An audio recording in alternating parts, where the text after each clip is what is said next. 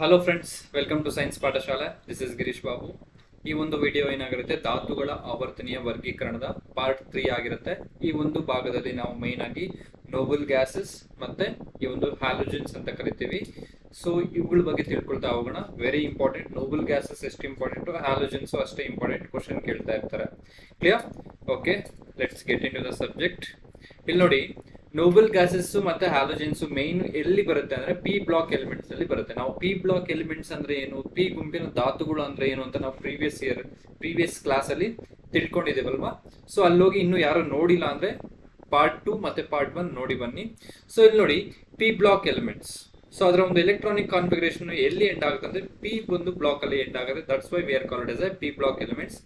P block elements ಅಲ್ಲಿ main ಆಗಿ 13ರಿಂದ 18ನೇ ಗುಂಪಿನ ಧಾತುಗಳಿಗೆ ನಾವು ಪಿ ಬ್ಲಾಕ್ ಎಲಿಮೆಂಟ್ಸ್ ಅಂತ ಕರಿತೀವಿ. ಸೊ ಫಸ್ಟ್ ಇಲ್ಲಿ ಏನೇನು ಬರುತ್ತೆ, boron family, family of boron, family of carbon, family of nitrogen, family of oxygen and family of fluorine and noble gases ಅಂತ ಕರಿತೀವಿ. Are this we are called as halogens ಅಂತ ಕರಿತೀವಿ. Clear? So next noble gas. 18 group elements are called as noble gas ಅಂತ ಕರಿತೀವಿ. 18ನೇ ಗುಂಪಿನ ಧಾತುಗಳಿಗೆ Nobel gases ಅಂತ ಕರಿತೀವಿ. ಅರ್ಥ ಆಯ್ತಾ? ಎಸ್. ಸೊ ಇಲ್ಲಿ ನಾವು ಮೇನ್ ಆಗಿ ಡಿಸ್ಕಸ್ ಮಾಡೋದು ಏನಪ್ಪಾ ಅಂದ್ರೆ ಈ ಒಂದು ಕ್ಲಾಸ್ ಅಲ್ಲಿ ಹ್ಯಾಲೋಜನ್ಸ್ ಬಗ್ಗೆ ಡಿಸ್ಕಸ್ ಮಾಡ್ತಾ ಹೋಗೋಣ. ಏನು ಹ್ಯಾಲೋಜನ್ಸ್? ನೋಡಿ, 17ನೇ ಗುಂಪಿನ ಧಾತುಗಳಿಗೆ ನಾವೇನಂತ ಕರಿತೀವಿ, ಹ್ಯಾಲೋಜನ್ಸ್ ಅಂತ ಕರಿತೀವಿ. ಕ್ಲಿಯರ್? ಸೊ ಇನ್ನು ಗ್ರೀಕ್ ವರ್ಡ್ ಅಲ್ಲಿ ಹ್ಯಾಲೋ ಮೀನ್ಸ್ ಸಾಲ್ಟ್ ಅಂತ ಹೇಳ್ಬಿಟ್ಟು, gens means producing. So collectively called salt producing elements ಅಂತ ಕರಿತೀವಿ. ಯಾವುದಕ್ಕೆ? ಈ ಒಂದು ಹ್ಯಾಲೋಜನ್ಸ್ಗೆ. Clear? Halo means salt, gens means producing. So collectively we are called as salt producing, ಲವಣ ಉತ್ಪಾದನೆಗಳು ಅಂತ ಕರಿತೀವಿ. ಯಾವುದಕ್ಕೆ? ಈ ಒಂದು ಹ್ಯಾಲೋಜನ್ಸ್ಗೆ. ಅರ್ಥ ಆಯ್ತಲ್ಲ? ಎಸ್. ಹಾಗಾದ್ರೆ ಈ ಒಂದು ಹ್ಯಾಲೋಜನ್ಸ್ಗೆ ಎಕ್ಸಾಂಪಲ್ಸ್ ಏನ್ ಕೊಡ್ಬೋದು? What are the examples for ಈ ಒಂದು ಹ್ಯಾಲೋಜನ್ಗೆ ಉದಾಹರಣೆಗಳು ಏನೇನು ಕೊಡ್ಬೋದು ಅಂದ್ರೆ, ಇಲ್ಲಿ ನೋಡಿ, ಫ್ಲೋರಿನ್ ಇದೆ, fluorine, chlorine, bromine, iodine, next astatine ಅಂತ ಒಂದು ಬರುತ್ತೆ, ಅದು radio active element. That is not that much important. Clear? Yes. ನೋಡಿ, ನಿಮಗೆ ಗೊತ್ತಿರಬೇಕು ಹ್ಯಾಲೋಜನ್ಗಳಿಗೆ ಉದಾಹರಣೆ ಏನು, ಕೆಳಗಿನಗಳಲ್ಲಿ ಯಾವುದು ಹ್ಯಾಲೋಜನ್ ಹೌದು ಅಥವಾ ಅಲ್ಲ ಅಂತ ಕ್ವಶನ್ ಕೇಳ್ತಾರೆ. ನಮಗೆ ಗೊತ್ತಿರಬೇಕು 17ನೇ ಗುಂಪಿನ ಧಾತುಗಳಿಗೆ ನಾವು ಹ್ಯಾಲೋಜನ್ಸ್ ಅಂತ ಕರಿತೀವಿ. ಸೊ ಫ್ಲೋರಿನ್ ಆಗಿರುತ್ತೆ, ಕ್ಲೋರಿನ್ ಆಗಿರುತ್ತೆ, ಬ್ರೋಮಿನ್ ಆಗಿರುತ್ತೆ, ಅಯೋಡಿನ್ ಆಗಿರುತ್ತೆ. ಕ್ಲಿಯರ್? ಎಸ್. ಸೊ ನೋಡಿ, ಇಲ್ಲಿ 17 ಗ್ರೂಪ್ ಎಲಿಮೆಂಟ್ಸ್ 17ನೇ ಗುಂಪಿನ ಧಾತುಗಳಿಗೆ ಹ್ಯಾಲೋಜನ್ಸ್ ಅಂತ ಕರೀತಾರೆ. ಯಾಕೆಂದ್ರೆ ನಾವು ಈಗ ತಾನೇ ನೋಡಿದ್ವಿ. ಇದ್ರಲ್ಲಿ ಏನೇನು ಬರುತ್ತೆ? ಫ್ಲೋರಿನ್ ಬರುತ್ತೆ, ಬ್ರೋಮಿನ್ ಬರುತ್ತೆ, ಅಯೋಡಿನ್ ಬರುತ್ತೆ, ಅಸ್ಟಟೈನ್ ಬರುತ್ತೆ. ಅಸ್ಟಟೈನ್ ಅನ್ನೋದು ರೇಡಿಯೋ ಆಕ್ಟಿವ್ ಇನ್ ನೇಚರ್ ಆಗಿರುತ್ತೆ, ರೇಡಿಯೋ ಆಕ್ಟಿವ್ ಎಲಿಮೆಂಟ್ ಆಗಿರುತ್ತೆ. ಕ್ಲಿಯರ್? ನೆಕ್ಸ್ಟ್ ನೋಡಿ, halogens are very reactive element. ಇವು ತುಂಬಾ ರಿಯಾಕ್ಟಿವ್ ಎಲಿಮೆಂಟ್ಸ್ ಆಗಿರುತ್ತೆ. ಯಾವ ಹ್ಯಾಲೋಜನ್ಸ್ ತುಂಬಾ ಕ್ರಿಯಾತ್ಮಕ ಒಂದು ಧಾತುಗಳಾಗಿರುತ್ತೆ. And most of them exist naturally as a halide salt. So halide ರೂಪದಲ್ಲಿ, ಇದು ಲವಣಾಂಶದ ರೂಪದಲ್ಲಿ ಇದು ನಮಗೆ ದೊರೆಯುತ್ತೆ. ಯಾವುದು? ಈ ಒಂದು ಹ್ಯಾಲೋಜನ್ಸ್. ಕ್ಲಿಯರ್? ಸೊ ಮುಕ್ತ ರೂಪದಲ್ಲಿ ಸಿಗೋದಿಲ್ಲ. Most of the halogens in the form of halides, salt ಜೊತೆಗೆ ಸೇರಿ ಹ್ಯಾಲೈಡ್ ರೂಪದಲ್ಲಿ ಸಿಗುತ್ತೆ ನಮಗೆ. Clear? The halogens molecules exist at diatomic molecules. ಅಂದ್ರೆ mono atomic molecule does not exist. ಅಂದ್ರೆ Cl ಅನ್ನೋದು ಎಕ್ಸಿಸ್ಟ್ ಆಗೋದಿಲ್ಲ. Always exist in a diatomics like F2, Cl2, Br2, I2, At2 ಅಂತ ಹೇಳ್ಬಿಟ್ಟು. ಅರ್ಥ ಆಯ್ತಲ್ಲ? ಎಸ್. ನೋಡಿ, ಇಲ್ಲಿ ಮೊದಲಿಗೆ ಫ್ಲೋರಿನ್ ಬರುತ್ತೆ. ಮೊದಲಿಗೆ ಮೋಸ್ಟ್ ಇಂಪಾರ್ಟೆಂಟ್, ತುಂಬಾ ಸರಿ ಎಕ್ಸಾಮ್ಸ್ ಅಲ್ಲಿ ಕ್ವಶನ್ ಕೇಳ್ತಾರೆ ಫ್ಲೋರಿನ್ ಬಗ್ಗೆ. ಡಬಲ್ ಸ್ಟಾರ್ ಹಾಕಿದ್ದೀನಿ. ಸೊ ಈ ಒಂದು ಫ್ಲೋರಿನ್ ಬಗ್ಗೆ ತಿಳ್ಕೊಳ್ಳೋಣ. ಫ್ಲೋರಿನ್ ಅನ್ನೋದು ಅತ್ಯಂತ ಕ್ರಿಯಾತ್ಮಕ ಪಟು ಧಾತುವಾಗಿದೆ. ಮೋಸ್ಟ್ ರಿಯಾಕ್ಟಿವ್ ಎಲಿಮೆಂಟ್ ಅಂತ ಕರಿತೀವಿ. ಕ್ಲಿಯರ್? ಸೊ ಅತ್ಯಂತ ಋಣೀಯ ಧಾತು, ಮೋಸ್ಟ್ ಎಲೆಕ್ಟ್ರೋ ನೆಗೆಟಿವ್ ಎಲಿಮೆಂಟ್. ನೋಡಿ, ಇಲ್ಲಿ most reactive element and most electro negative element ಆಗಿರುತ್ತೆ. ಯಾವುದು? ಈ ಒಂದು ಫ್ಲೋರಿನ್. ಅರ್ಥ ಆಯ್ತಲ್ಲ? ಎಸ್. ನೋಡಿ, ಎಲ್ಲಾ ವಸ್ತುಗಳ ಜೊತೆ ವರ್ತಿಸುವುದರಿಂದ ಇದಕ್ಕೆ ಸರ್ವಭಕ್ಷಕ ಅಂತ ಕರೀತಾರೆ. ಫ್ಲೋರಿನ್ ಅನ್ನೋದು ಎಲ್ಲಾ ಒಂದು ಎಲಿಮೆಂಟ್ಸ್ ಜೊತೆ ಮ್ಯಾಕ್ಸಿಮಮ್ ಆಗಿ ವರ್ತನೆ ಮಾಡುತ್ತೆ. ಅದಕ್ಕೆ ಇದನ್ನ ಏನಂತ ಕರಿತೇವೆ? ಯೂನಿವರ್ಸಲ್ ಕನ್ಸ್ಯೂಮರ್ ಅಂತ ಕರಿತೇವೆ. ಕ್ವಶನ್ ಕೇಳ್ತಾರೆ, ಯೂನಿವರ್ಸಲ್ ಕನ್ಸ್ಯೂಮರ್ ಅಂತ ಯಾವ್ದನ್ನ ಕರೀತಾರೆ ಅಂತ ಕ್ವಶನ್ ಕೇಳ್ತಾರೆ. ನಮ್ಗೆ ಗೊತ್ತಿರಬೇಕು ಅದು ಫ್ಲೋರಿನ್ ಆಗಿರುತ್ತೆ. Clear? So universal consumer or ಸರ್ವಭಕ್ಷಕ ಅಂತ ಕರಿತೀವಿ. ಸರ್ವಭಕ್ಷಕ ಅಂತ ಯಾವ್ದನ್ನ ಅಂತ ಕರೀತಾರೆ ಅಂತ ಕ್ವಶನ್ ಕೇಳಿದರೆ ಫ್ಲೋರಿನ್ ಆಗಿರುತ್ತೆ. ಸೊ ಫ್ಲೋರಿನ್ ನೋಡಿ, ಮೋಸ್ಟ್ ರಿಯಾಕ್ಟಿವ್ ಎಲಿಮೆಂಟ್ ಆಗಿರುತ್ತೆ, ಕ್ರಿಯಾಪಟು ಧಾತು. ಅತ್ಯಂತ ಋಣೀಯ ಧಾತು ಯಾವುದು ಅಂತ ಕೂಡ ಕ್ವಶನ್ ಕೇಳಿದ್ದಾರೆ, ಅದು ಫ್ಲೋರಿನ್ ಆಗಿರುತ್ತೆ. ಅರ್ಥ ಆಯ್ತಲ್ಲ? ಎಸ್. ನೆಕ್ಸ್ಟ್ ನೋಡಿ, ಈ ಒಂದು ಫ್ಲೋರಿನ್ ಏನಕ್ಕೆ ಯೂಸ್ ಆಗುತ್ತೆ ಅಂತ ನೋಡ್ತಾ ಹೋಗೋಣ. ಗಾಜಿನ ಎಚ್ಚಣಿ ಪ್ರಕ್ರಿಯೆ ಮೂಲತಃ ಬಳಸಲಾಗುವ ಆಮ್ಲವನ್ನು ಹೈಡ್ರೋಫ್ಲೋರಿಕ್ ಆಮ್ಲ ಅಂತ ಕರೀತಾರೆ, HF ಅಂತ ಕರಿತೀವಿ, ಹೈಡ್ರೋಫ್ಲೋರಿಕ್ ಆಮ್ಲ. ನೋಡಿ, the acid which is basically used for process of glass etching is known as hydrofluoric acid. ಏನೇ ಒಂದು ಗ್ಲಾಸ್ ಎಚ್ಚಿಂಗ್ ಅಂದ್ರೆ, ಸೊ ಇಲ್ಲಿ ನೋಡಿ ಗ್ಲಾಸ್ ಎಚ್ಚಿಂಗ್ ಅಂದ್ರೆ ಒಂದು ಗ್ಲಾಸಸ್ ಇರುತ್ತೆ, ಇವಾಗ ಒಂದು ಈ ಒಂದು ಗ್ಲಾಸಸ್ ಮೇಲೆ ಡಿಸೈನಿಂಗ್ ಮಾಡ್ತಾರಲ್ಲ, ಸೊ ಆ ಒಂದು ಪ್ರೋಸೆಸ್ ನಾವು ಎಚ್ಚಿಂಗ್ ಪ್ರೋಸೆಸ್ ಅಂತ ಕರಿತೀವಿ. ಗ್ಲಾಸ್ ಮೇಲೆ ಡಿಸೈನ್ ಫ್ಲವರ್ಸ್ ಬಿಡಿಸೋದಾಗಿರ್ಬೋದು, ಬೇರೆ ಬೇರೆ ಡಿಸೈನ್ಸ್ ಮಾಡೋದು ಆಗಿರ್ಬೋದು, ಅದಕ್ಕೆ ನಾವೇನಂತ ಕರಿತೀವಿ, ಒಂದು ಎಚ್ಚಿಂಗ್ ಪ್ರೋಸೆಸ್ ಅಂತ ಕರಿತೀವಿ. ಆ ಒಂದು ಎಚ್ಚಿಂಗ್, ಗಾಜಿನ ಎಚ್ಚಣಿ ಪ್ರಕ್ರಿಯೆ ಅಂತ ಕರಿತೀವಿ. ಆ ಒಂದು ಗಾಜಿನ ಎಚ್ಚಣಿ ಪ್ರಕ್ರಿಯೆಯಲ್ಲಿ ಬಳಸುವ ಒಂದು ಹ್ಯಾಲೋಜನ್ ಯಾವುದು ಅಂದ್ರೆ ದಟ್ ಈಸ್ ಫ್ಲೋರಿನ್ ಆಗಿರುತ್ತೆ. ಅರ್ಥ ಆಯ್ತಲ್ಲ? ಎಸ್. ನೋಡಿ, ಫ್ಲೋರಿನ್ ಅನ್ನೋದು ಅತ್ಯಂತ most electronegative nature, most reactive element, ಮತ್ತೆ ಒಂದು ಯೂನಿವರ್ಸಲ್ ಕನ್ಸ್ಯೂಮರ್ ಅಂತ ಕರೀತಾರೆ. ನೆಕ್ಸ್ಟ್ HF ನ ಎಲ್ಲಿ ಬಳಸ್ತಾರೆ? ಗ್ಲಾಸ್ ಎಚ್ಚಿಂಗ್ ಪ್ರೋಸೆಸ್ ಅಲ್ಲಿ ಬಳಸ್ತಾರೆ, ನೆನ್ಪಿಡ್ಬೇಕು. ಅರ್ಥ ಆಯ್ತಲ್ಲ? ಎಸ್. ಫ್ಲೋರಿನ್ ನ ಯೂಸಸ್ ಏನು ಅಂತ ನೋಡ್ತಾ ಹೋಗೋಣ. ನೋಡಿ, ಇಲ್ಲಿ ಬ್ಲೀಚಿಂಗ್ ಪೌಡರ್ ತಯಾರಿಕೆಯಲ್ಲಿ ಬಳಸ್ತಾರೆ. ಬ್ಲೀಚಿಂಗ್ ಪೌಡರ್ ತಯಾರಿಕೆಯಲ್ಲಿ ಯಾವ್ದನ್ನ ಬಳಸ್ತಾರೆ? ಈ ಒಂದು ಫ್ಲೋರಿನ್ ನ ಬಳಸ್ತಾರೆ. ನೀರಿನ ಶುದ್ಧೀಕರಣದಲ್ಲಿ ಕೂಡ ಬಳಸ್ತಾರೆ. ಯಾವುದನ್ನ? ಈ ಒಂದು ಕ್ಲೋರಿನ್ ನ. ಸೋಂಕು ನಿರೋಧಕವಾಗಿ ಬಳಸ್ತಾರೆ. ನೆಕ್ಸ್ಟ್ ಕ್ಲೋರೋಫಾರ್ಮ್ ನ ತಯಾರಿಕೆಯಲ್ಲಿ ಕೂಡ ಈ ಒಂದು ಕ್ಲೋರಿನ್ ನ ಬಳಸ್ತಾರೆ. ನೋಡಿ, ಬ್ಲೀಚಿಂಗ್ ಸ್ವಿಮ್ಮಿಂಗ್ ಪೂಲ್ ಇಲ್ಲಿದೆ, ಎಕ್ಸಾಂಪಲ್ ತಗೊಂಡಿದ್ದೀನಿ.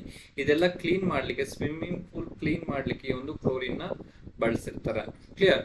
ಸೊ ಹಾಗಾದ್ರೆ ಇದು ಯಾವ ತರ ಇರುತ್ತೆ ಅಪ್ಪ ಅಂದ್ರೆ, it is a greenish yellow gas with a pungent and suffering odour. ನಾವು ಬ್ಲೀಚಿಂಗ್ ಪೌಡರ್ ಏನ್ ಗಮಗಮ ಅನ್ನತ್ತಾ ಇಲ್ವಲ್ಲ, ಸೊ ಸಫೋಕೇಟ್ ಫೀಲ್ ಆಗ್ತೀವಿ ಅದು ಎಲ್ಲಾದ್ರೂ ಹಾಕಿದ್ರೆ. ಕ್ಲಿಯರ್? ಉಸಿರಾಡ್ಲಿಕ್ಕೆ ಸ್ವಲ್ಪ ಕಷ್ಟ ಆಗುತ್ತೆ. ದಟ್ ಈಸ್ ಬಿಕಾಸ್ ಆಫ್ ಅದು ಪಂಜೆಂಟ್ ಓಡರ್, ತುಂಬಾ ಕೆಟ್ಟ ಒಂದು ವಾಸನೆಯನ್ನು ಹೊಂದಿರುತ್ತೆ, ಇರಿಟೇಟಿಂಗ್ ವಾಸನೆಯನ್ನು ಹೊಂದಿರುತ್ತೆ. ಅರ್ಥ ಆಯ್ತಲ್ಲ? ಎಸ್. ನೋಡಿ, it is soluble in water and heavier than air. So ಇದು ತುಂಬಾ ಸಾಲ್ಯುಬಲ್ ಆಗಿರುತ್ತೆ, ನೀರಲ್ಲಿ ಕರಗುತ್ತೆ. ಯಾವುದು? ಈ ಒಂದು ಕ್ಲೋರಿನ್. ಸೊ ಈ ಪಾಯಿಂಟ್ಸ್ ಅಷ್ಟೊಂದು ಇಂಪಾರ್ಟೆಂಟ್ ಅಲ್ಲ, ಅದು ಯೂಸಸ್ ಏನು, ಎಲ್ಲಿ ಬಳಸ್ತಾರೆ ಅನ್ನೋದು ತುಂಬಾ ಇಂಪಾರ್ಟೆಂಟ್ ಆಗಿರುತ್ತೆ. ನೋಡಿ, chlorine used in making bleaching powder. Bleaching powder formula ಏನಪ್ಪಾ ಅಂದ್ರೆ CaOCl2. CaOCl2 ಅನ್ನೋದು ಬ್ಲೀಚಿಂಗ್ ಪೌಡರ್ ನ ಒಂದು ಫಾರ್ಮುಲಾ ಆಗಿರುತ್ತೆ. ಬ್ಲೀಚಿಂಗ್ ಪೌಡರ್ ನ ತಯಾರಿಕೆಯಲ್ಲಿ ಕ್ಲೋರಿನ್ ನ ಬಳಸ್ತಾರೆ, ನೆನ್ಪಿಟ್ಕೋಬೇಕು. So it is also used in making dyes and drugs. ಬಣ್ಣಗಳು ಮತ್ತೆ ಒಂದು ಡ್ರಗ್ಸ್ ಅಂತ ಕರಿತೇವಲ್ಲ, ಸೊ ಡ್ರಗ್ಸ್ ನ ಒಂದು ತಯಾರಿಕೆಯಲ್ಲಿ ಕೂಡ ಈ ಒಂದು ಕ್ಲೋರಿನ್ ನ ಬಳಸ್ತಾರೆ. So it is used to make composition such as CCl4, carbon tetrachloride or tetrachloromethane ಅಂತ ಕರಿತೀವಿ. ಕಾರ್ಬನ್ ಟೆಟ್ರಾ ಕ್ಲೋರೈಡ್ ಅದು ಕಾಮನ್ ನೇಮ್ ಆಗಿರುತ್ತೆ. ಟೆಟ್ರಾ ಕ್ಲೋರೋಮೀಥೇನ್ ಅನ್ನೋದು ಇದೊಂದು IUPAC ನೇಮ್ ಆಗಿರುತ್ತೆ. ಸೊ CCl4 ನ ವಿಸ್ತರಿಸಿ ಅಂತ ನಿಮ್ಗೆ ಕ್ವಶನ್ ಕೇಳ್ತಾರೆ, carbon tetra chloride. So carbon ಒಂದಿದೆ, ಕ್ಲೋರಿನ್ 4 ಇದೆ, ಅದಕ್ಕೆ ನಾವೇನಂತ ಕರಿತೀವಿ ನೋಡೋ, ಅದನ್ನ ಹಿಂಗ್ ಬರೆಯೋದು CCl4 ಅಂತ ಹೇಳ್ಬಿಟ್ಟು. ಕ್ಲಿಯರ್? ಕಾರ್ಬನ್ ಟೆಟ್ರಾ ಕ್ಲೋರೈಡ್ ಅಂತ ಕರಿತೀವಿ, ಆರ್ ಟೆಟ್ರಾ ಕ್ಲೋರೋಮೀಥೇನ್. ನೋಡಿ, ಒಂದು ಸ್ಟ್ರಕ್ಚರ್ ಬರಿಬೇಕು ಅಂದ್ರೆ ಈ ತರ ಬರೀಬಹುದು, Cl ಮತ್ತು Cl. ನೋಡಿ, ಇದನ್ನ ನಾವೇನ್ ಕರಿತೀವಿ? ಕಾರ್ಬನ್ ಟೆಟ್ರಾ ಕ್ಲೋರೈಡ್ ಅಂತ ಕರಿತೀವಿ, ಅಥವಾ ಟೆಟ್ರಾ ಕ್ಲೋರೋಮೀಥೇನ್ ಅಂತ ಕೂಡ ಕರಿಬಹುದು. ಕ್ಲಿಯರ್? ಸೊ ನಮಗೆ ಒಂದು ಕ್ಲೋರಿನ್ ಅಂದ್ರೆ ಏನ್ ಗೊತ್ತಿರಬೇಕು. ಕ್ಲೋರಿನ್ ಎಲ್ಲಿ ಯೂಸ್ ಮಾಡ್ತೀವಿ? ಒಂದು ಬ್ಲೀಚಿಂಗ್ ಪೌಡರ್ ತಯಾರಿಕೆಯಲ್ಲಿ ಯೂಸ್ ಮಾಡ್ತೀವಿ, ನೀರಿನ ಶುದ್ಧೀಕರಣದಲ್ಲಿ ಯೂಸ್ ಮಾಡ್ತೀವಿ, ನೆಕ್ಸ್ಟ್ ಸೋಂಕು ನಿರೋಧಕವಾಗಿ ಯೂಸ್ ಮಾಡ್ತೀವಿ, ಕ್ಲೋರೋಫಾರ್ಮ್ ನ ಒಂದು ತಯಾರಿಕೆಯಲ್ಲಿ ಕೂಡ ಈ ಒಂದು ಕ್ಲೋರಿನ್ ನ ಯೂಸ್ ಮಾಡ್ತೀವಿ ಅಂತ ಗೊತ್ತಿರಬೇಕು. ಸೊ ನೆಕ್ಸ್ಟ್ ಈ ಒಂದು DDT ಅಂತ ಕರಿತೀವಿ. ನೋಡಿ, ತುಂಬಾ ಸರಿ ಎಕ್ಸಾಮ್ ಅಲ್ಲಿ ಕ್ವಶನ್ ಕೇಳಿದರೆ what is the full form of DDT ಅಂತ ಹೇಳ್ಬಿಟ್ಟು. ನೋಡಿ, ಡೈಕ್ಲೋರೋ ಡೈಫಿನೈಲ್ ಟ್ರೈಕ್ಲೋರೋ ಈಥೀನ್ ಅಂತ ಹೇಳ್ಬಿಟ್ಟು, ಅಂದ್ರೆ ಡೈಕ್ಲೋರೋ ಡೈಫಿನೈಲ್ ಟ್ರೈಕ್ಲೋರೋ ಈಥೇನ್ ಅಂತ ಹೇಳ್ಬಿಟ್ಟು ಅಂತ ಕರಿತೀವಿ. ಇದ್ರ ಯಾವ್ದ್ರ ಒಂದು ಅಬ್ರಿವೇಶನ್ ಅಂದ್ರೆ DDT ನ ಒಂದು ಅಬ್ರಿವೇಶನ್ ಆಗಿರುತ್ತೆ. ಈ ಒಂದು DDT ನ ತಯಾರಿಕೆಯಲ್ಲಿ ಕೂಡ ಈ ಒಂದು ಕ್ಲೋರಿನ್ ನ ಯೂಸ್ ಮಾಡ್ತಾರೆ. ಅರ್ಥ ಆಯ್ತಲ್ಲ? ಎಸ್. ನೆಕ್ಸ್ಟ್ ನೋಡಿ, ಬ್ರೋಮೀನ್ ಅಂತ ಬರುತ್ತೆ. ಸೊ ಏನು? ಬ್ರೋಮೀನ್. ಎಸ್. ನೋಡಿ, ಈ ಒಂದು ಬ್ರೋಮೀನ್ ಅನ್ನೋದು ಇದು ದ್ರವ ರೂಪದ ಅಲೋಹವಾಗಿರುತ್ತೆ. ಏನು? It is a non metal in the form of liquid. So ದ್ರವ ರೂಪದ ಅಲೋಹವಾಗಿರುತ್ತೆ ಯಾವುದು? ಬ್ರೋಮೀನ್. ಸೊ ಬ್ರೋಮೈಡ್ ಮತ್ತೆ ಬ್ರೋಮ್ಹೇಟ್ಗಳ ಒಂದು ತಯಾರಿಕೆಯಲ್ಲಿ ಬಳಸ್ತಾರೆ ಈ ಒಂದು ಬ್ರೋಮೀನ್ ನ. Next, it is used in the manufacture of bromate. ನೋಡಿ, ತುಂಬಾ ಇಂಪಾರ್ಟೆಂಟ್, HGBr ಸಿಲ್ವರ್ ಬ್ರೋಮೈಡ್ ಅಂತ ಕರಿತೀವಿ, ಅದನ್ನ ಒಂದು ಫೋಟೋಗ್ರಫಿಯಲ್ಲಿ ಬಳಸ್ತಾರೆ. ಅರ್ಥ ಆಯ್ತಲ್ಲ? So next, potassium bromide, used in sleeping drugs, pain relievers ಅಲ್ಲಿ ಕೂಡ ಯೂಸ್ ಮಾಡ್ತಾರೆ ಈ ಒಂದು ಪೊಟ್ಯಾಷಿಯಂ ಬ್ರೋಮೈಡ್ ಅಂತ ಕರಿತೀವಿ. ಕ್ಲಿಯರ್? ನೋಡಿ, ಇದೊಂದು ರೆಡಿಶ್ ಬ್ರೌನ್ ಲಿಕ್ವಿಡ್ ಆಗಿರುತ್ತೆ. ಯಾವುದು ಈ ಒಂದು bromine. It is found in sea water. Sea water ಅಲ್ಲಿ ಎಷ್ಟು ಪರ್ಸೆಂಟ್ ಇದೆ ಅಂತ 0.068% ಇರುತ್ತೆ ಯಾವುದು ಬ್ರೋಮಿನ್ ಅನ್ನೋದು. ನೆಕ್ಸ್ಟ್ ಇನ್ ಇಂಡಿಯಾ, ಭಾರತದಲ್ಲಿ it is found in run of Kutch in the form of brine. ಅಂದ್ರೆ ಬ್ರೈನ್ ಅನ್ನೋ ಒಂದು ರೂಪ ಆಗಿರುತ್ತೆ. ಒಂದು ಬ್ರೋಮಿನ್ ಯಾವ ರೂಪದಲ್ಲಿರುತ್ತೆ ಅಂದ್ರೆ ಬ್ರಿನ್ ಅಥವಾ ಬ್ರೈನ್ ಅಂತ ಕರಿತೀವಿ. ಆ ಒಂದು ರೂಪದಲ್ಲಿ ಬ್ರೋಮಿನ್ ಸಿಗುತ್ತೆ ಸಿ ವಾಟರ್ ಅಲ್ಲಿ. Clear? So it acts as A oxidising agent and bleaching agent, ನೋಡಿದ್ವಿ ಈಗ ತಾನೆ. ನೆಕ್ಸ್ಟ್ ಮ್ಯಾನುಫ್ಯಾಕ್ಚರ್ ಆಫ್ ಬ್ರೋಮೈಡ್, ಮತ್ತೆ ಬ್ರೋಮೈಡ್ ನ ತಯಾರಿಕೆಯಲ್ಲಿ ಯೂಸ್ ಮಾಡ್ತೀವಿ. ಮತ್ತೆ ಪೇನ್ ರಿಲೀವರ್ಸ್ ಅಲ್ಲಿ ಕೂಡ ಈ ಒಂದು ಬ್ರೋಮಿನ್ ನ ಯೂಸ್ ಮಾಡ್ತಾರೆ. ಫೋಟೋಗ್ರಫಿಯಲ್ಲಿ ಯೂಸ್ ಮಾಡೋ ಒಂದು ಹ್ಯಾಲೋಜನ್ ಯಾವುದು ಅಂತ ತುಂಬಾ ಸರಿ ಕ್ವಶನ್ ಕೇಳಿದ್ರೆ ಅದು ಯಾವ್ದಂದ್ರೆ ದಟ್ ಈಸ್ ಬ್ರೋಮಿನ್ ಅಂತ ನಮಗೆ ಗೊತ್ತಿರಬೇಕು. ಅರ್ಥ ಆಯ್ತಲ್ಲ? ಎಸ್ ನೆಕ್ಸ್ಟ್ ನೋಡಿ, ಅಯೋಡಿನ್ ಅಂತ ಕರಿತೀವಿ. ಸೊ ಏನು ಅಯೋಡಿನ್? ಸೊ ಅಯೋಡಿನ್ ಅನ್ನೋದು ಒಂದು ಹ್ಯಾಲೋಜನ್ ಆಗಿರುತ್ತೆ. ಕ್ಲಿಯರ್? ಸೊ ಇದನ್ನು ಟಿಂಚರ್ ನ ಒಂದು ತಯಾರಿಕೆಯಲ್ಲಿ ಬಳಸ್ತಾರೆ. ಟಿಂಚರ್ ತಯಾರಿಕೆಯಲ್ಲಿ ಬಳಸ್ತೀವಿ ಈ ಒಂದು ಅಯೋಡಿನ್ ನ. ಸಾಮಾನ್ಯ ಉಪ್ಪಿನಲ್ಲಿ ಬಳಸ್ತೀವಿ. ನೋಡಿ ಇಲ್ಲಿ ಎಲ್ಲೆಲ್ಲಿ ಸಿಗುತ್ತೆ? ಸಾಮಾನ್ಯ ಉಪ್ಪಿನಲ್ಲಿ ನಮ್ಗೆ ಅಯೋಡಿನ್ ಸಿಗುತ್ತೆ. ಸೀ ಫುಡ್, ಒಂದು ಆಹಾರ ಪದಾರ್ಥಗಳಲ್ಲಿ, ಫಿಶ್ ಅಲ್ಲಿ ಈ ಒಂದು ಅಯೋಡಿನ್ ಸಿಗುತ್ತೆ. ನೆಕ್ಸ್ಟ್ ನೋಡಿ, ಅಯೋಡಿನ್ ಒಂದು ಸಪ್ಲಿಮೆಂಟ್ಸ್ ಆಗಿ ಕೂಡ ತಗೋಬಹುದು. ಏನಾದ್ರು ಅಯೋಡಿನ್ ಕೊರತೆ ಇದ್ರೆ ನಮಗೆ ಒಂದು ಸಪ್ಲಿಮೆಂಟ್ಸ್ ಆಗಿ ಕೂಡ ಅಯೋಡಿನ್ ತಗೋಬಹುದು. ಕ್ಲಿಯರ್? ಸೊ ನೋಡಿ ಇಲ್ಲಿ it is found in sea water. Non metallic shining solid ಆಗಿರುತ್ತೆ. ಇದು ಅಲೋಹವಾಗಿ ಮತ್ತು ಹೊಳೆಯುವ ಒಂದು ಎಲಿಮೆಂಟ್ ಆಗಿರುತ್ತೆ. ಯಾವುದು ಒಂದು ಅಯೋಡಿನ್. ಅಯೋಡಿನ್ ಕೊರತೆಯಿಂದ ಯಾವ ರೋಗ ಬರುತ್ತೆ ಅಂದ್ರೆ ಗ್ವಾಯ್ಟರ್ ರೋಗ ಬರುತ್ತೆ. ಗ್ವಾಯ್ಟರ್ ಎಂಬ ಅಸ್ವಸ್ಥತೆಯನ್ನು ಉಂಟು ಮಾಡುತ್ತದೆ. ಇದು ಕುತ್ತಿಗೆಯಲ್ಲಿ ಊದಿಕೊಳ್ಳುತ್ತದೆ ಅಥವಾ ಏನಾದರೂ ನುಂಗ್ಲಿಕ್ಕೆ ಎಲ್ಲ ಕಷ್ಟವಾಗುತ್ತೆ. ಯಾವುದು ಈ ಒಂದು ಗ್ವಾಯ್ಟರ್ ರೋಗ ಬಂದ್ರೆ. Clear? So in the human body it exist in the form of thyroxine ರೂಪದಲ್ಲಿ ಎಕ್ಸಿಸ್ಟ್ ಆಗಿರುತ್ತೆ. Which is secretes through the thyroid gland ಇಂದ ಇದು ಸಕ್ರೀಟ್ ಆಗುತ್ತೆ. It is used in laboratory reagents and disinfectants in the antiseptic medicines ಅಲ್ಲೆಲ್ಲ ಇದನ್ನ use ಮಾಡ್ತಾರೆ. So deficiency of iodine causes disaster called goitre. ಅಂದ್ರೆ symptoms ಏನು ಅಂದ್ರೆ ನೆಕ್ಕಲ್ಲಿ ಊದ್ಕೊಳ್ಳುತ್ತೆ, making difficult to swallow and talk. ಮಾತಾಡ್ಲಿಕ್ಕೆ ಕಷ್ಟ ಆಗುತ್ತೆ, ಏನಾದ್ರೂ ನುಂಗ್ಲಿಕ್ಕೆ ಕೂಡ ಕಷ್ಟ ಆಗುತ್ತೆ. ಅರ್ಥ ಆಯ್ತಲ್ಲ? ನೋಡಿ ಇಲ್ಲಿ ಇದೊಂದು ವರ್ಲ್ಡ್ ಅಯೋಡಿನ್ ಡೆಫಿಷಿಯನ್ಸಿ ಡೇ ಅಂತ ಕರಿತೀವಿ. World iodine deficiency day. So ಯಾವತ್ತು ಅಂದ್ರೆ 21, ಯಾವುದು ಅಕ್ಟೋಬರ್ 21 ಒಂದು ವರ್ಲ್ಡ್ ಅಯೋಡಿನ್ ಡೆಫಿಷಿಯನ್ಸಿ ಡೇ ಅಂತ ಕರಿತೀವಿ. ಅರ್ಥ ಆಯ್ತಲ್ಲ? ನೆಕ್ಸ್ಟ್ ನೋಡಿ, ಇಷ್ಟೊತ್ತು ನಾವೇನ್ ನೋಡಿದ್ವಿ, chemical properties of group 17 elements ಅಂತ ಕರಿತೀವಿ. ಸೊ ಗ್ರೂಪ್ 17 ಎಲಿಮೆಂಟ್ಸ್ ಗೆ ನಾವೇನಂತ ಕರಿತೀವಿ? ಹ್ಯಾಲೋಜನ್ಸ್ ಅಂತ ಕರಿತೀವಲ್ವಾ? ಸೊ ಅದೇ ರೀತಿ ಅದರ ಒಂದು ಕೆಮಿಕಲ್ ಪ್ರಾಪರ್ಟೀಸ್, ರಾಸಾಯನಿಕ ಗುಣಲಕ್ಷಣಗಳೇನು, ತುಂಬಾ ಇಂಪಾರ್ಟೆಂಟ್. ಎಕ್ಸಾಮ್ ಅಲ್ಲಿ ಕೇಳ್ತಾರೆ, ಎಸ್ಪೆಷಲಿ RRB SSC ಅಲ್ಲಿ ಈ ಒಂದು ಕಾನ್ಸೆಪ್ಟ್ ಮೇಲೆ ಅವರು ಫೋಕಸ್ ಮಾಡ್ತಾರೆ. ಅರ್ಥ ಆಯ್ತಲ್ಲ? ಎಸ್. ಇಲ್ಲಿ ನೋಡಿ 17 ಗ್ರೂಪ್ ಎಲಿಮೆಂಟ್ಸ್ ನಾವು ನೋಡಿದ್ವಿ. Same chemical properties because each have 7 valence electron. Valence electron ಎಷ್ಟಿರುತ್ತೆ ಅಂದ್ರೆ 7 ಎಲೆಕ್ಟ್ರಾನ್ಗಳು ಇರುತ್ತೆ. ಸೊ ಇಲ್ಲಿ ನೋಡಿ 17 group elements react with water to produce acid. 17ನೇ ಗುಂಪಿನ ಧಾತುಗಳು ನೀರಿನೊಂದಿಗೆ ವರ್ತನೆ ಆಗ್ಬಿಟ್ಟು ಏನಾಗುತ್ತೆ? ಆಸಿಡ್ಸ್ ಪ್ರೊಡ್ಯೂಸ್ ಆಗುತ್ತೆ. So metals such as iron to produce metal halides. ನೋಡಿ 17ನೇ ಗುಂಪಿನ ಧಾತುಗಳು ವಾಟರ್ನೊಂದಿಗೆ ರಿಯಾಕ್ಟ್ ಆದ್ರೆ ಏನಾಗುತ್ತೆ? ಆಸಿಡ್ಸ್ ಪ್ರೊಡ್ಯೂಸ್ ಆಗುತ್ತೆ. ನೆಕ್ಸ್ಟ್ 17ನೇ ಗುಂಪಿನ ಧಾತುಗಳು ಏನಾದರೂ ಐರನ್ ಜೊತೆ ರಿಯಾಕ್ಟ್ ಆಗಿದ್ರೆ ಅದು ಮೆಟಲ್ ಹ್ಯಾಲೈಡ್ಸ್ ಅಂತ ಕರಿತೀವಿ, ಅದು ಪ್ರೊಡ್ಯೂಸ್ ಆಗುತ್ತೆ. ನೆಕ್ಸ್ಟ್ ಸೋಡಿಯಂ ಒಂದು ಹ್ಯಾಲೋಜನ್ಗಳು ಸೋಡಿಯಂ ಹೈಡ್ರಾಕ್ಸೈಡ್ ಜೊತೆ ರಿಯಾಕ್ಟ್ ಆಗ್ಬಿಟ್ಟು ಸಾಲ್ಟ್ ಮತ್ತೆ ವಾಟರ್ ನಮಗೆ ಸಿಗತ್ತೆ. ಅದು ನೋಡ್ತಾ ಹೋಗೋಣ ಯಾವ ತರ ಅಂತ ಹೇಳ್ಬಿಟ್ಟು. ನೋಡಿ ಇಲ್ಲಿ ಹ್ಯಾಲೋಜನ್ಸ್ ರಿಯಾಕ್ಟ್ ವಿತ್ ವಾಟರ್. ಹ್ಯಾಲೋಜನ್ಗಳು ನೀರಿನೊಂದಿಗೆ ವರ್ತಿಸಿದಾಗ ಏನು ಕೊಡುತ್ತವೆ ಅಂತ ನಮಗೆ ಕ್ವಶನ್ ಕೇಳಿದರೆ, ದಟ್ ಈಸ್ ಸಾಲ್ಟ್ ಅಥವಾ ಲವಣಾಂಶಗಳನ್ನು ನೀಡುತ್ತೆ. ಆಸಿಡ್ ಗಳನ್ನು ನೀಡುತ್ತೆ, ನಾಟ್ ಲವಣಾಂಶ, ಆಸಿಡ್ ಅಥವಾ ಆಮ್ಲಗಳನ್ನು ನೀಡುತ್ತೆ. ಕ್ಲಿಯರ್? ಸೊ ಇಲ್ಲಿ ನೋಡಿ H2 ಇದೆ. ಸೊ ಇಲ್ಲಿ ಏನಾಗಿದೆ? F2 ಆಗಿದೆ. ಸೊ ಇದು ವಾಟರ್ ಎಲ್ಲಿಂದ ಬರುತ್ತೆ ಅಂದ್ರೆ ನಮಗೆ H2 ಎಲ್ಲಿಂದ ಬರುತ್ತೆ ಅಂದ್ರೆ ವಾಟರ್ ಇಂದ ಬರುತ್ತೆ. ಕ್ಲಿಯರ್? ಸೊ ಎರಡು ರಿಯಾಕ್ಟ್ ಆಗ್ಬಿಟ್ಟು ಏನಾಗಿದೆ? ನಮಗೆ HF ಸಿಗ್ತಾ ಇದೆ, ಹೈಡ್ರೋಜನ್ ಫ್ಲೋರೈಡ್ ಸಿಗ್ತಾ ಇದೆ. ಕ್ಲಿಯರ್? ಸೊ ನೆಕ್ಸ್ಟ್ ನೋಡಿ ವಾಟರ್ ಇಂದ ಮತ್ತೆ H2 ಇದೆ. ಕ್ಲಿಯರ್? Cl ಹ್ಯಾಲೋಜನ್ ಆಗಿರುತ್ತೆ, ಏನ್ ಬರ್ತಿದೆ ನಮಗೆ? HCl ಸಿಗ್ತಾ ಇದೆ. ಅದೇ ರೀತಿ HBr ಸಿಗುತ್ತೆ, ಅದೇ ರೀತಿ HI ಸಿಗುತ್ತೆ. ಅರ್ಥ ಆಯ್ತಲ್ವಾ? ಎಸ್. ನೆಕ್ಸ್ಟ್ ನೋಡಿ metals such as iron to produce metal halides. ನೋಡಿ ಇಲ್ಲಿ ಮೆಟಲ್ ಇದೆ ಐರನ್ ಯಾವ್ದ್ರ ಜೊತೆಗೆ ರಿಯಾಕ್ಟ್ ಆಗ್ತಿದೆ, ಕ್ಲೋರಿನ್ ಒಂದಿಗೆ ರಿಯಾಕ್ಟ್ ಆಗ್ತಿದೆ, ಅರ್ಥ ಆಯ್ತಲ್ಲ. ಸೊ FeCl3 ಅಂದ್ರೆ ಇದು ಐರನ್ ಕ್ಲೋರೈಡ್ ಅಂತ ಕರಿತೀವಿ. ಸೊ ಇದೊಂದು ಹ್ಯಾಲೈಡ್ ಆಗಿರುತ್ತೆ, ಕ್ಲಿಯರ್. ಸೊ ಈ ರೀತಿ ಒಂದು ಮೆಟಲ್ ಹ್ಯಾಲೈಡ್ ಅನ್ನು ಪ್ರೊಡ್ಯೂಸ್ ಮಾಡುತ್ತೆ. ಯಾವುದು ಐರನ್ ಮತ್ತೆ ಕ್ಲೋರಿನ್ ಅಥವಾ ಹ್ಯಾಲಜನ್ ರಿಯಾಕ್ಟ್ ಆಗ್ಬಿಟ್ಟು ಮೆಟಲ್ ಹ್ಯಾಲೈಡ್ ಪ್ರೊಡ್ಯೂಸ್ ಆಗುತ್ತೆ, ಅರ್ಥ ಆಯ್ತಲ್ಲ. ಎಸ್ ನೆಕ್ಸ್ಟ್ ನೋಡಿ, ಒಂದು ಹ್ಯಾಲೋಜನ್ಸ್ ಸೋಡಿಯಂ ಹೈಡ್ರಾಕ್ಸ್ ಜೊತೆ ರಿಯಾಕ್ಟ್ ಆಗ್ಬಿಟ್ಟು ನಮ್ಗೆ ಏನ್ ಸಿಗುತ್ತೆ, ಸಾಲ್ಟ್ ಲವಣಾಂಶ ಸಿಗುತ್ತೆ ಮತ್ತೆ ವಾಟರ್ ಸಿಗುತ್ತೆ. ಇಲ್ಲಿ ನೋಡಿ ಕ್ಲೋರಿನ್ ಅನ್ನೋದು ಯಾವ್ದ್ರ ಜೊತೆ ರಿಯಾಕ್ಟ್ ಆಗ್ತಿದೆ, NaOH ಜೊತೆ ರಿಯಾಕ್ಟ್ ಆಗ್ತಿದೆ. ಏನ್ ಸಿಗ್ತದೆ ರಿಯಾಕ್ಟ್ ಆಗ್ಬಿಟ್ಟು NaCl ಸಿಗ್ತದೆ ಮತ್ತೆ ಸೋಡಿಯಂ ಕ್ಲೋರೈಡ್ ಅಂತ ಸಿದೆ. ಸೋಡಿಯಂ ಕ್ಲೋರೈಡ್ ಮತ್ತೆ ಸೋಡಿಯಂ ಕ್ಲೋರೈಡ್ ಸಿಗ್ತದೆ ನಮಗೆ. ಮೇನ್ ಇದು ಸೋಡಿಯಂ ಕ್ಲೋರೈಡ್ ಮತ್ತೆ ವಾಟರ್, ಕ್ಲಿಯರ್, ಅರ್ಥ ಆಯ್ತಲ್ವಾ. ಎಸ್ ನೆಕ್ಸ್ಟ್ ನೋಡಿ, ಎಲೆಕ್ಟ್ರೋನೆಗೆಟಿವಿಟಿ ಅಂತ ಕರಿತೀವಿ, ಋಣಾತ್ಮಕತೆ ಅಂತ ಕೂಡ ಕರಿತೀವಿ. ಸೊ ಒಂದು ಫ್ಲೋರಿನ್ ಅನ್ನೋದು ಹೆಚ್ಚು ಎಲೆಕ್ಟ್ರೋನೆಗೆಟಿವಿಟಿಯನ್ನು ಹೊಂದಿರುತ್ತೆ. ಸೊ ನಂತರ ಕ್ಲೋರಿನ್, ನಂತರ ಬ್ರೋಮಿನ್ ಮತ್ತೆ ಅಯೋಡಿನ್ ಅಸ್ಟಟೈನ್ ಆಗಿರುತ್ತೆ. Astatine not consider because of this radio active element. So ಈ ಅಂದ್ರೆ ಎಲೆಕ್ಟ್ರೋನೆಗೆಟಿವಿಟಿ ಅನ್ನೋದು ನಾವು ಮೇಲಿಂದ ಕೆಳಗೆ ಬಂದಂಗೆಲ್ಲ ಏನಾಗುತ್ತೆ, ಕಡಿಮೆ ಆಗ್ತಾ ಹೋಗುತ್ತೆ. ಹಾಗಾದ್ರೆ ಅಯೋಡಿನ್ ಅನ್ನೋದು ಹೆಚ್ಚು ಎಲೆಕ್ಟ್ರೋ ಪಾಸಿಟಿವಿಟಿಯನ್ನು ಹೊಂದಿರುತ್ತೆ, ಕ್ಲಿಯರ್. ಹೆಚ್ಚು ಎಲೆಕ್ಟ್ರೋನೆಗೆಟಿವಿಟಿಯನ್ನು ಹೊಂದಿರೋದು ಯಾವುದು ಅಂದ್ರೆ ದಟ್ ಈಸ್ ಫ್ಲೋರಿನ್. ಹೆಚ್ಚು ಎಲೆಕ್ಟ್ರೋ ಪಾಸಿಟಿವಿಟಿ ಯಾವುದು ಹೊಂದಿರೋದಂದ್ರೆ ದಟ್ ಈಸ್ ಅಯೋಡಿನ್ ಆಗಿರುತ್ತೆ, clear. So electronegativity will decreases from top to bottom, electronegativity will increases from bottom to top. ಅದು ನಮಗೆ ಗೊತ್ತಿರಬೇಕು.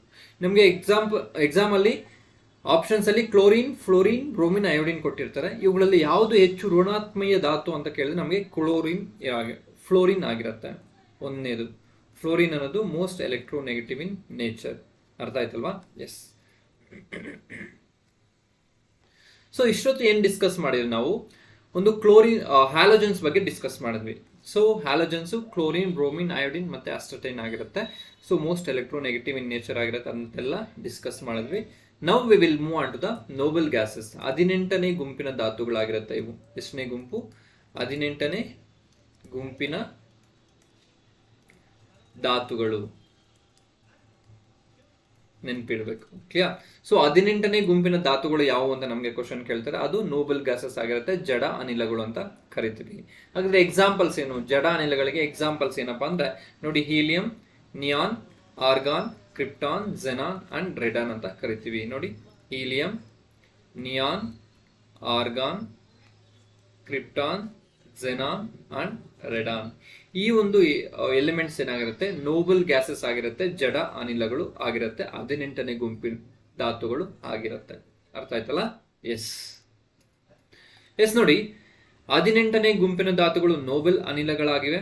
ಸೊ ಇದನ್ನ ರಾಜ ಅನಿಲಗಳು ಅಂತ ಕರೀತಾರೆ, ಶ್ರೇಷ್ಠ ಅನಿಲಗಳು ಅಂತ ಕರೀತಾರೆ, ವಿರಳ ಅನಿಲಗಳು ಅಂತ ಕರೀತಾರೆ, ರೇರ್ ಗ್ಯಾಸಸ್ ಅಂತ ಕರೀತಾರೆ, ರಾಸಾಯನಿಕ ತಟಸ್ಥ ಅನಿಲಗಳು ಅಂತ ಕರೀತಾರೆ, ಅಷ್ಟಕಗಳು ಅಂತ ಕೂಡ ಕರೀತಾರೆ. ಎಲ್ಲದ್ರ ಮೇಲೆ ಕ್ವಶನ್ ಆಗಿದೆ. ಶ್ರೇಷ್ಠ ಅನಿಲಗಳು ಅಂತ ಯಾವ್ದನ್ನ ಕರೀತಾರೆ, ವಿರಳ ಅನಿಲಗಳು ಅಂತ ಯಾವ್ದನ್ನ ಕರೀತಾರೆ, ತಟಸ್ಥ ಅನಿಲಗಳು ಅಂತ ಯಾವ್ದನ್ನ ಕರೀತಾರೆ, ಅಷ್ಟಕಗಳು ಅಂತ ಯಾವ್ದನ್ನ ಕರೀತಾರೆ, ಎಲ್ಲದ್ರ ಮೇಲೂ ಕ್ವಶನ್ ಆಗಿದೆ. We have to remember all this, clear. Yes next ನೋಡಿ, 18ನೇ ಗುಂಪಿನ ಧಾತುಗಳಿಗೆ ನಾವೇನಂತ ಕರಿತೀವಿ, ನೋಬಲ್ ಗ್ಯಾಸಸ್ ಅಂತ ಕರಿತೀವಿ. So chemically in neutral element, ಅದು ನ್ಯೂಟ್ರಲ್ ಎಲಿಮೆಂಟ್ಸ್ ಆಗಿರುತ್ತೆ. ಸೊ ಇದು ಎಕ್ಸಿಬಿಟ್ಸ್ ಆಕ್ಟೇಟ್ ಕಾನ್ಫಿಗರೇಷನ್ ಎಕ್ಸಿಬಿಟ್ ಮಾಡುತ್ತೆ. So gases are inert under normal condition, that's why we are called as a noble gases. ಯಾವ್ದ್ರ ಜೊತೆನೂ ರಿಯಾಕ್ಟ್ ಆಗೋದಿಲ್ಲ ಅಷ್ಟು ಸಾಮಾನ್ಯವಾಗಿ, ಅದಕ್ಕೆ ಇದನ್ನ ಏನಂತ ಕರಿತೀವಿ, ನೋಬಲ್ ಗ್ಯಾಸಸ್ ಅಂತ ಕರಿತೀವಿ. ನೆಕ್ಸ್ಟ್ ನೋಡಿ, valence shell of inert gases is completely filled. So that's why they are called, they do not react with any element. For example neon ಅಂತ ತಿಳ್ಕೊಳ್ಳಿ. ನಿಯಾನ್ ಅಟಾಮಿಕ್ ನಂಬರ್ ಎಷ್ಟು, 10 ಆಗಿರುತ್ತೆ.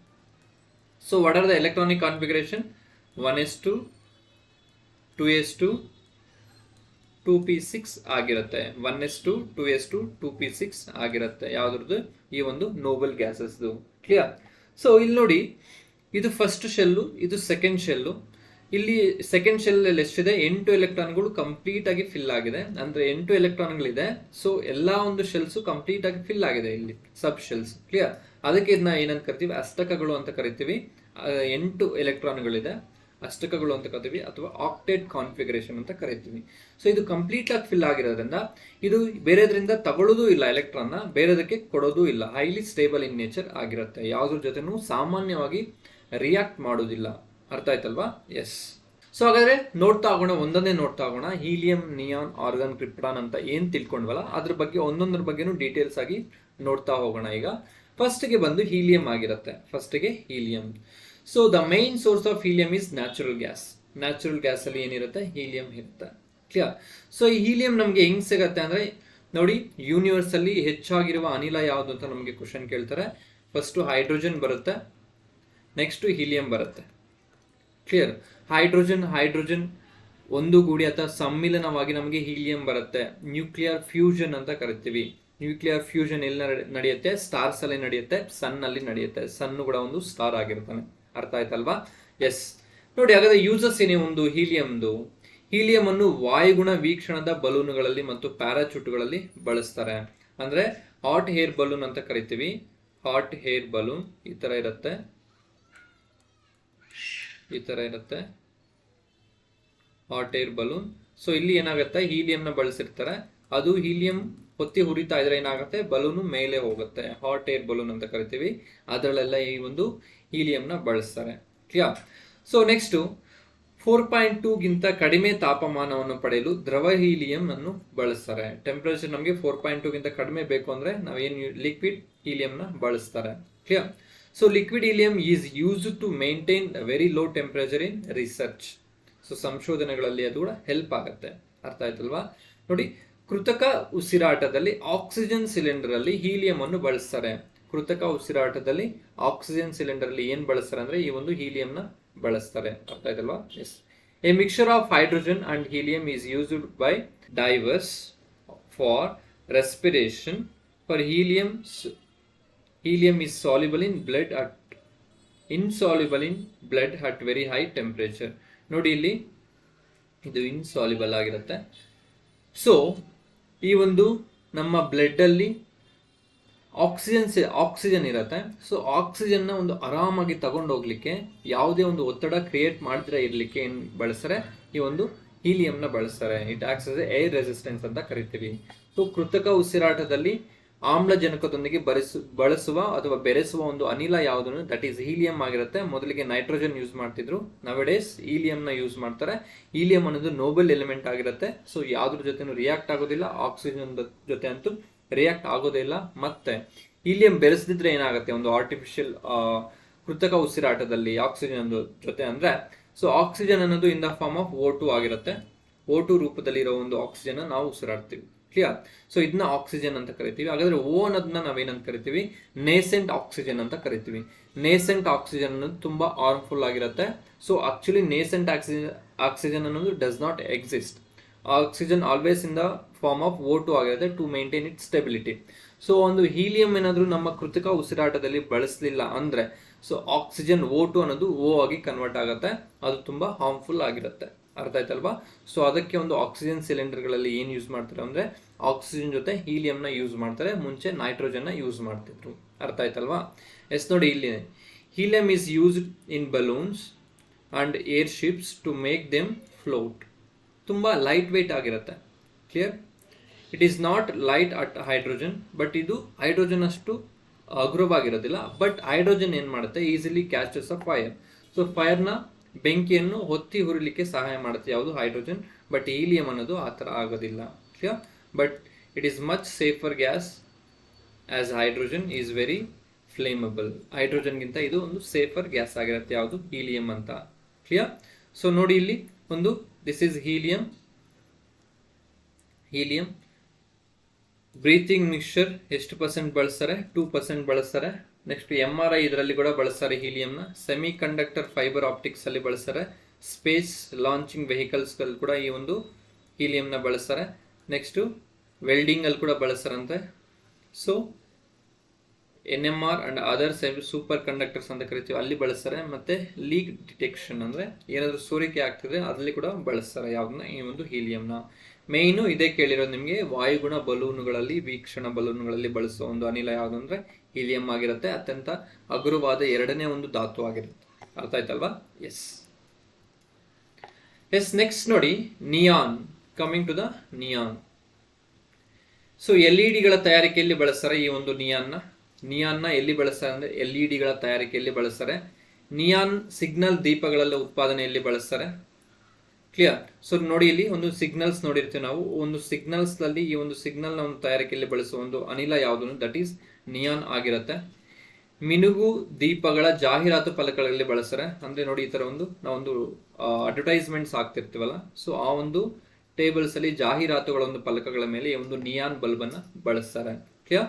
ನೋಡಿ, it is used in discharge to and fluorescent bulb for advertisement for display purpose. Neon lights are visible from long distance even in fog and mist. So hence neon is generally used for warning signals. So ಈ ಒಂದು signals ಅಲ್ಲೆಲ್ಲ ಬಳಸ್ತಾರೆ, warning signals ಅಲ್ಲಿ. Next, used in traffic light signals. ಒಂದು traffic light signals ಕೂಡ ಈ ಒಂದು neon ನ ಬಳಸ್ತಾರೆ. ಕ್ಲಿಯರ್.